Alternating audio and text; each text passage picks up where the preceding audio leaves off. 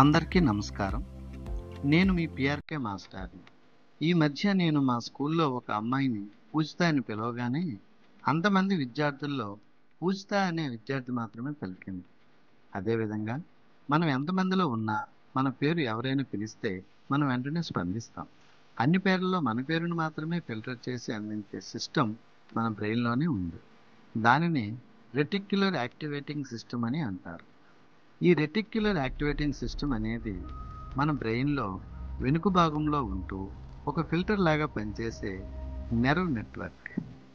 ఈ ఆర్ఏఎస్ పని ఏంటంటే మనకు అవసరమైందే ఫిల్టర్ చేయడం, మనం ఆలోచించిందే మనకి ఎక్కువగా కనిపించేలా చేయడం. ఉదాహరణకు మనం ఎరుపు రంగు కారు గురించి ఎక్కువగా ఆలోచిస్తే మనకి రోడ్డు పైన ఆ ఎరుపు రంగు కార్లు ఎక్కువగా కనిపిస్తాయి. అంతకుముందు ఆ ఎరుపు రంగు కారు లేవని కాదు, మనం వాటిపైన ఫోకస్ చేయలేదు. ఫోకస్ చేయడం వలన అవే మనకి ఎక్కువగా కనిపిస్తున్నాయి. How to activate RAS positive.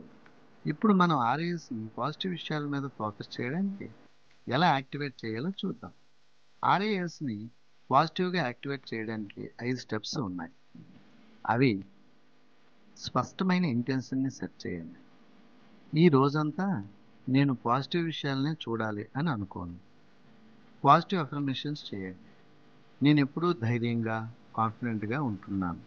నా జీవితంలోకి మంచి విషయాలు ప్రవాహంలో వస్తున్నాయి. విజువలైజేషన్ చేయండి. మీ లక్ష్యం ఏదైనప్పటికీ, అంటే ఆరోగ్యం, సక్సెస్, పీస్ ఆఫ్ మైండ్, ఏదైనా అది నెరవేరేటట్లుగా రోజు విజువలైజ్ చేసుకోండి. Gratitude journal. రోజు మీ జీవితంలో జరుగుతున్న 3 మంచి విషయాలను డైరీలో రాసుకోండి. నెగిటివ్ ఇన్పుట్స్ని తగ్గించండి. అంటే news channels, negative information, negative థాట్స్కు దూరంగా ఉండండి. ఇక కంక్లూజన్కి వచ్చేద్దాం.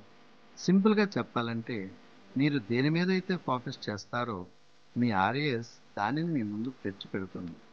మీ ఆర్ఏఎస్ అనేది విక్రమార్కుడు కథలోని బేతాళుడు లాంటిది. మీరు మంచి కోరుకుంటే మంచిని, చెడు కోరుకుంటే చెడుని మీ ముందు ఉంచుతుంది. ఇంకా మీరు దేనిపైన ఫోకస్ చేస్తారో మీరే ఆలోచించండి. ఈ కంటెంట్ మీకు నచ్చితే లైక్ చేయండి, షేర్ చేయండి. మీ అభిప్రాయాల్ని కామెంట్ సెక్షన్లో తెలియజేయండి.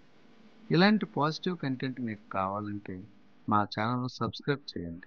Be positive.